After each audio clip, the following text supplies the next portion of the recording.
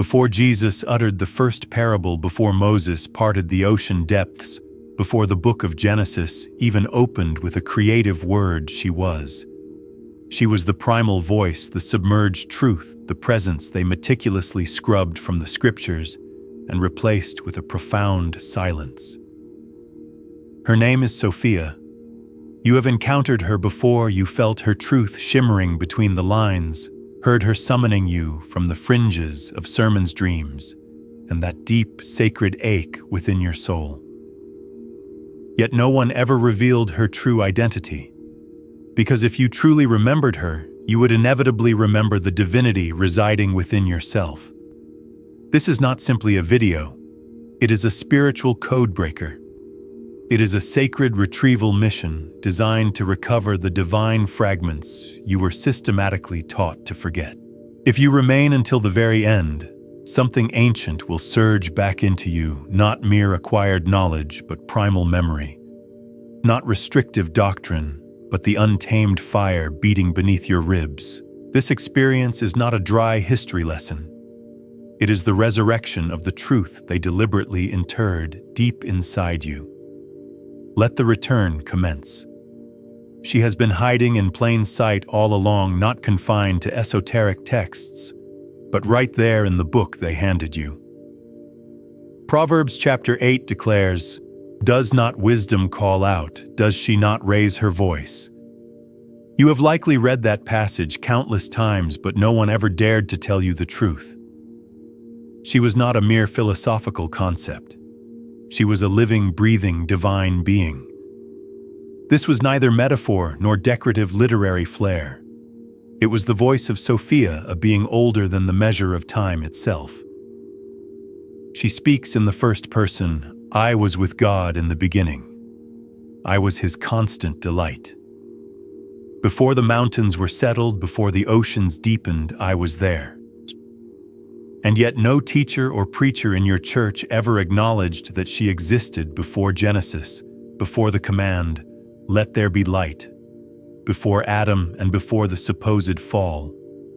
She was never a subordinate servant. She was the co-creator, the cosmic architect, the divine artist, meticulously sketching the very blueprint of existence into reality. And she was explicitly female, not a symbol, not an abstract device relegated to obscure footnotes, but a living presence, a potent power, a queen who was deliberately buried. Since they could not physically remove the verses from the text, they annihilated her name. They reduced her to mere wisdom literature, abstracted her form, and sterilized her narrative, ensuring you would never grasp the shocking reality of her existence. She was the vital breath preceding all other breath, the resonant voice hidden beneath the text itself. And if you feel an unmistakable stirring right now, know that she is already beginning to remember you. Pause. Place one hand firmly over your heart. Ask softly, why would they erase the one who was God's delight before time even began? Why would they hide the one who stood beside him at the very foundation of all things? Because if you remembered her power, you would instantly cease bowing to the system. You would stop living in fear of your own deep soul. You would become fundamentally ungovernable. And if this revelation is merely chapter 1, ask yourself, what monumental truths did they bury alongside her? The answer awaits in the next exhalation. Sophia does not vanish. She chooses to descend not out of error or shame, but motivated by a divine compassion so immeasurably vast that the world tragically mistook it for failure.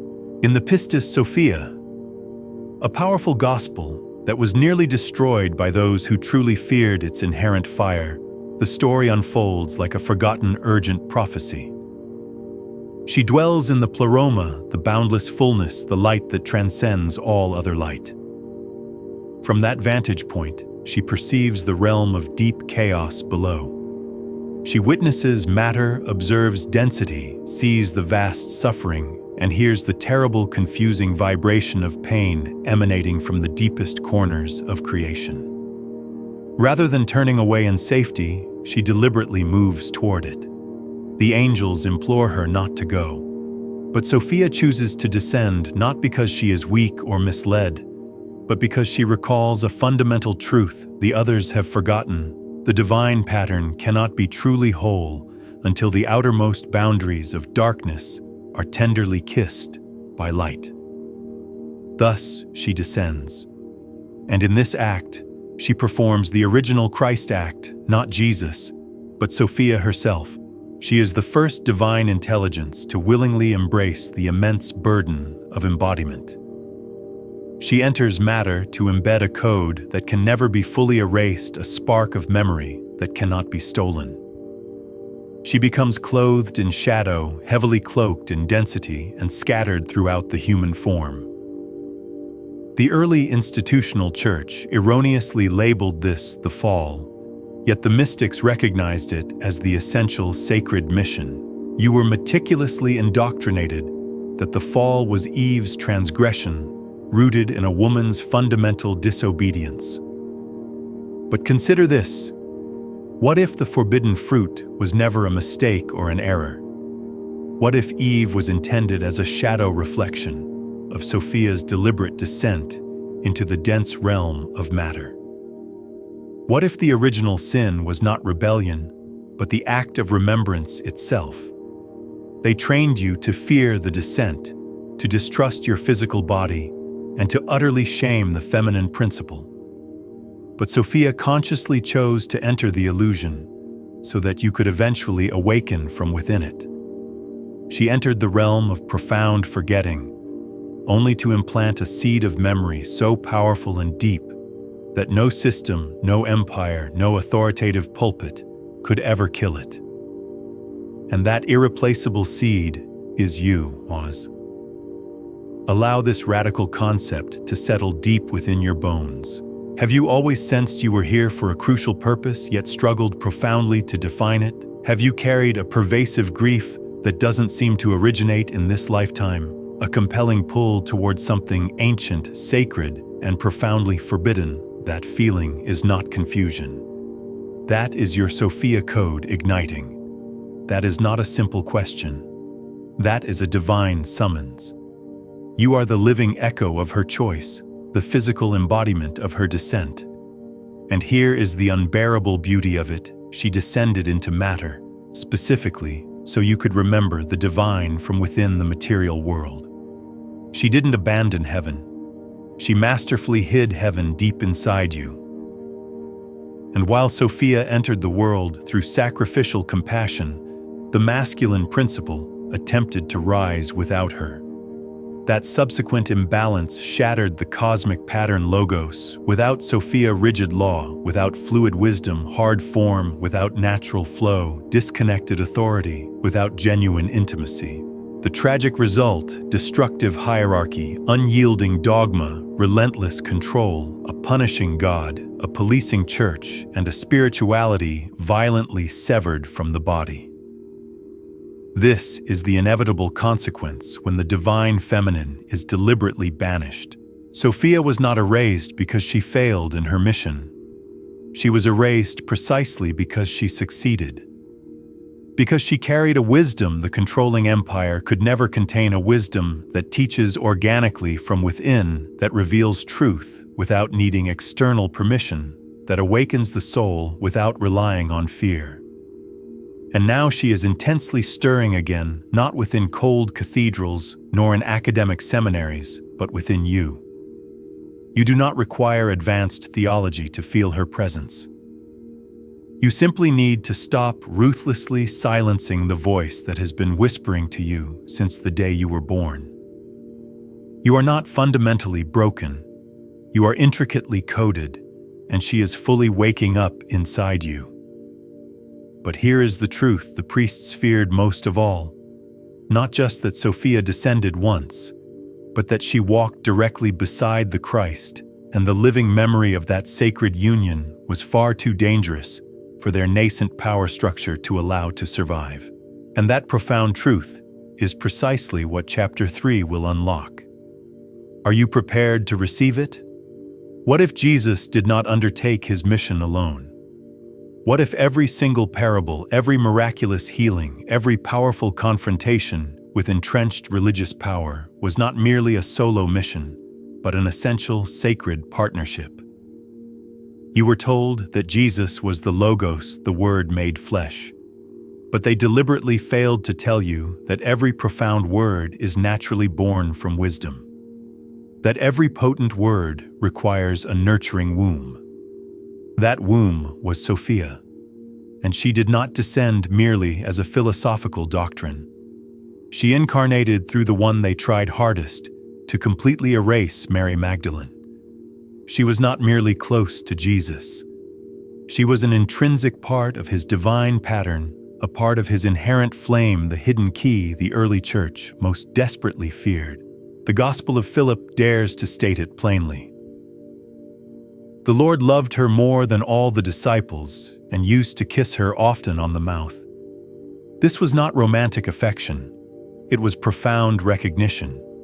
Spirit connecting to spirit, flame merging with flame. She was the feminine current, the essential mirror of Christ, the physical embodiment of Sophia. She did not merely witness the resurrection. She profoundly carried its potential inside her very being. Before the tomb was ever empty, her spiritual womb was full of the mystery. The disciples did not resent her because she was simply a woman. They resented her because she possessed a gnosis far surpassing theirs, because Jesus granted her an intimate access they had not earned, and because Sophia can never ever be controlled. The Gospel of Mary reveals something utterly stunning. After Jesus' death, the disciples were paralyzed by fear, and it was Mary who spoke with unwavering authority, sharing essential visions, hidden teachings, and direct gnosis. Peter, the supposed rock, grew furious. Did he really speak to a woman privately and not openly to us? And Mary wept not out of inherent weakness, but because she recognized that this exact day would arrive. They would strip the essential story viciously, rewrite the divine union, and brutally cut the bride out of the foundational myth. But Magdalene's tears were not the end. They were the cleansing baptism of Sophia's inevitable return. Whisper now, I carry both word and wisdom. I was never meant to be split. Now feel that low hum and subtle tingle in your spine. That is them powerfully reuniting inside you. You are not just retrieving forgotten theology. You are actively restoring sacred union within your own living soul. Here is the radical reversal that will scorch everything you thought you knew. What if the crucifixion was not solely the dramatic climax? What if the physical death of Jesus was not merely sacrifice, but a sacred wedding, the eternal merging of currents, masculine and feminine logos, and Sophia, potent word, and fertile womb, eternal spirit, and dense flesh? He functioned as the portal. She was the absolute key. The cross was not merely an instrument of death, it was the ultimate site of union. And if that truth holds, then it implies something truly earth-shaking. You are the altar. Your body, your soul, your sacred ache. This is the precise location where the reunion begins again, still with me. Then you are not just passively watching, you are actively remembering. And the next stage of this path is not intended for the merely curious. It is reserved for the chosen remnant. Prepare yourself entirely. If your heart has been visibly pounding, if your breath has become noticeably slower, deeper, or heavier, then Sophia is undeniably near. This experience is not intended for the general public. It is meant specifically for the remnant who are ready. Revelations like this do not easily go viral. They are actively blocked, systematically suppressed, and quickly forgotten, exactly as Sophia was herself. But we possess a proven method to help lift the digital veil. We must engage ritually. Like this video immediately to help push it past the digital gatekeepers. Subscribe to continue decoding the profound truths that religion deliberately buried, and comment below right now. I walk with her now. Why? Because someone else, exactly like you, is watching someone doubting, someone feeling utterly alone. Your comment immediately signals to them, you are not alone. This is communion. This is the code. This is the return. Let us venture deeper. Sophia is inherently ungovernable. That is the fundamental reason they were forced to erase her. She does not plead for approval. She does not beg to be formally canonized. She requires no pulpits, no human priests, and no intellectual chains forged from Scripture. She teaches in gentle whispers in profound grief and through deep primal gut instinct. She instructs from the inside out. She never says, obey. She powerfully says, remember. And once you remember, truly, irrevocably, remember everything they meticulously built upon your forgetfulness, begins its rapid collapse. Because Sophia does not speak through fear. She speaks exclusively through fire. And when she fully returns inside you, you will cease outsourcing your inherent authority. You will stop kneeling for permission. You will stop needing external validation for your deepest knowing. She utters one single line that burns every oppressive system to ash. You are the temple. This is not a metaphor. You right now, in your mess, in your sacred ache, in your active remembering, you are the living temple. And once you truly internalize that belief, the entire established religious structure begins inevitably to tremble. So they systematically shattered her. They did not physically remove her from the Bible. They violently fragmented her essence. They split her into various forms and figures stories you were taught to either idolatrize fear or grievously misunderstand. They transformed her into the silent virgin lauded only for her passive obedience. They shamed her as Magdalene mistranslated and overly sexualized, beyond any recognition of her true stature. They blamed her as Eve, the one who allegedly ruined everything for humanity. And when they realized they could no longer cage her entirely, they abstracted her into the Holy Spirit, making her neutered, vague, and stripped of any recognizable female body.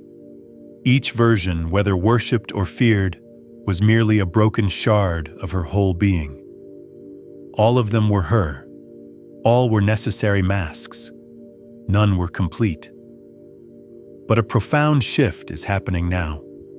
The masks are audibly cracking, and through those fissures, she is speaking again. And you, yes, you are one of the core reasons she is able to return. Because the parts of you that have always felt too much, too emotional, too fiercely intuitive, too loud, too deeply sensitive, too wildly untamed, those were the very parts quietly carrying her light. She has been patiently waiting for you to finally stop silencing your own true self. She has been buried beneath layers of people-pleasing, chained beneath your relentless niceness, and wrapped tightly in centuries of guilt and paralyzing spiritual self-doubt. But no more. Close your eyes immediately. Breathe deeply into your ribs, into the precise place your body learned to hold its tension tight. And say this aloud, as if your ancestors can distinctly hear you. I reclaim what was scattered. Again, louder, truer. You are not a sinner. You are a sacred seed, a living carrier of the voice they relentlessly tried to bury. You did not incarnate here to fit in. You came here to remember the essential parts of Sophia that were stolen from the world. And now she is decisively rising, not in dusty theology, not in crumbling temples, but in your physical body, in your inherent resistance, in your fierce refusal to keep dimming the divine light that was irrevocably placed inside you. And if that divine fire is palpably flickering in your bones right now, then what comes next is not just about Sophia. It is about what occurs when she fully awakens inside you. The final chapter is not focused on her historical story. It is entirely about yours. Get ready. This has never been about learning facts or dogma. It has always been about becoming. Because Sophia does not reside in dusty books. She lives vibrantly in your body. She reveals herself through strange, unexpected tears, through undeniable gut instincts, through sacred rage and holy longing. She moves distinctly in the way your soul breaks wide open during deep silence. She visits you powerfully in the dreams you cannot possibly forget. She lives in the persistent ache that never truly vanishes, the ache that is not mere pain, but profound prophecy. When you finally broke down, that was her movement. When you fiercely questioned everything you were ever taught, that was definitively her. When you deliberately walked away from the noise, the crowds, the stage, and the rigid rules, that was not rebellion. That was your spiritual ordination. You did not fail. You were specifically being called. And she is still calling, not with deafening thunder, nor with destructive fire, but with a summoning so ancient, so utterly familiar, that it feels exactly like a memory you have held since before you were even born. Sophia does not shout. She waits patiently. And when you are finally still enough to authentically hear her, she begins to move. She moves like the vital breath, like a relentless pulse beneath your skin, like the echo of a voice that sounds exactly like yours, only infinitely older, only immeasurably wiser. She is not returning through crumbling institutions. She is returning through you, through your active remembering, through your quiet courage, through the slow, sacred act of reclaiming your body as a holy site. Place your palm purposefully on your chest, not as a casual gesture, but as an unbreakable declaration. Whisper it, she is here. Can you feel it fully, that distinct flicker behind your ribs, that persistent ache in your throat, that heat in your spine? She has always been accompanying you. She never once departed. You have simply been traversing a long and forced period of profound forgetting. But now the veil is thinning dramatically. The amnesia is rapidly lifting. The exiled queen is stirring intensely in her inner chamber. And her chamber is you. You are not merely remembering Sophia. You are fundamentally remembering yourself. Because here is the final world-altering twist they absolutely never wanted you to find. You are her return. You are her chosen vessel. You are the precise location where the word and wisdom reunite, where Logos and Sophia finally dance again, where the lost fire lights back up. You are the sacred spark she intentionally planted during her descent. And now that spark is blossoming into flame, and that flame is becoming voice. And that voice is becoming a temple, and the temple is becoming the world fully remade. The final ritual begins now. Close your eyes. Feel your breath profoundly slow. Feel the ancient part of you that has been waiting. Finally, exhale deeply. Now speak it aloud so your physical body hears it, and the veil breaks entirely. Sophia, I remember you. I carry you. Now let that declaration echo and resound through your chest. Let that fire settle warmly behind your ribs. Let it awaken the truth that religion meticulously buried. Because this is not the end. This is decisively the first step. We have constructed a sacred sanctuary, not a mere digital platform nor a comment section, but an intimate gathering place for the hidden ones, for the earnest seekers, the mystery decoders, and the disillusioned souls who still fiercely carry the flame. It is called the Esoteric Path Christ Codes and Awakening. You will find the entrance link precisely in the description box below. Only come if you have distinctly heard her voice, only if something powerful inside you is whispering, you were absolutely meant for this. And for those who feel the pull even deeper, we have hidden something else entirely advanced. Awakening keys, not generic products, not shallow fluff, not digital distractions, but profound rituals, essential teachings, and sacred tools placed quietly on our website, reserved specifically for the ones ready to walk beyond accepted belief and into tangible remembrance. You will find the precise path to those keys in the description and in the pinned comment reserved only for the chosen ones. Because make no mistake, the forgotten voice is returning. The profound gnosis is powerfully awakening in the divine feminine collective. She never truly left. You did not find this message. It found you. Because it was finally time. Because she was ready. Because you were.